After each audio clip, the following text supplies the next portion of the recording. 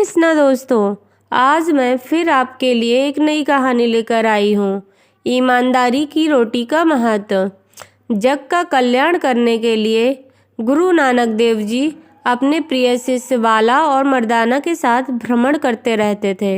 इस दौरान वे लोगों को उपदेश देते थे, साथ ही लोगों को बेहतर काम करने के लिए प्रेरित भी करते थे। ऐसा ही एक प्रेरक प्रसंग है ईमानदारी की रोटी।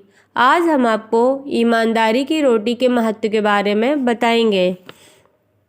एक बार गुरु नानक देव जी और उनके शिष्य मर्दाना किसी गांव गए।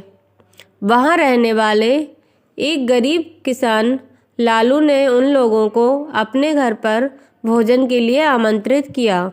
गुरु नानक देव जी और उनके शिष्य मर्दाना जब भोजन करने गए तो उस किसान ने अपनी सामर्थ्य के अनुसार रोटी और साग परोसा। लेकिन जैसे ही गुरु नानक देव जी और उनका शिष्य भोजन शुरू करने वाले थे, उसी समय गांव के जमींदार मालिक भागू का सेवक वहां आया और कहने लगा कि आप दोनों को मेरे मालिक ने भोजन के लिए आमंत्रित किया है। वह चलने के लिए दोनों से बार बार मिन्नतें कर रहा था। ये देखकर गुरु नानक जी लालू की रोटी अपने साथ लेकर मर्दाना के साथ जमींदार के घर चले गए। गुरु नानक जी के पहुंचते ही जमींदार मालिक भागू ने उनका खूब आदर सत्कार किया और भोजन परोसने की शुरुआत की।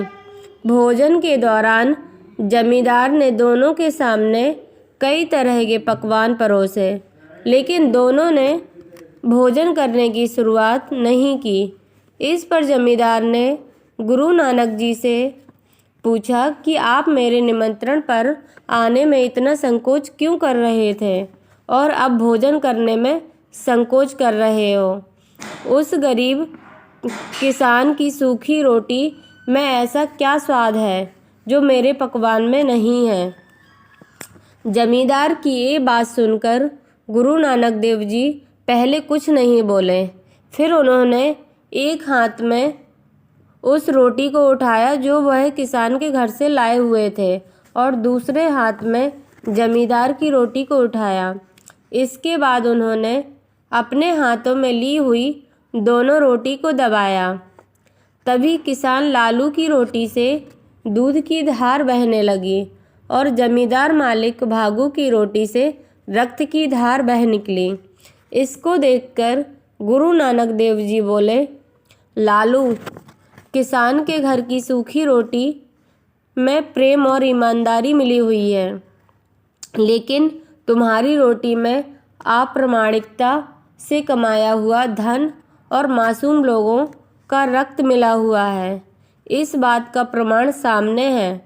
किसी वजह से मैं लालू किसान के घर भोजन करना चाह रहा था। गुरु नानक देव जी की यह बात सुनकर जमींदार उनके पैरों में गिर गया और बुरे कर्म त्याग कर अच्छा इंसान बनने की राह पर चल पड़ा। दोस्तों, हमें इस कहानी से यह सीख मिलती है कि ईमानदारी से कमाई हुई एक रोटी 1000 तरह के पकवान से भी ज़्यादा इज्जतदार, महत्वपूर्ण और स्वादिष्ट होती है। साथ ही एक प्रसंग इस बात के लिए भी प्रेरित करता है कि इंसान किसी भी पद और प्रतिष्ठा पर क्यों ना हो, ईमानदार व्यक्ति को ही समाज में इज्जत मिलती है।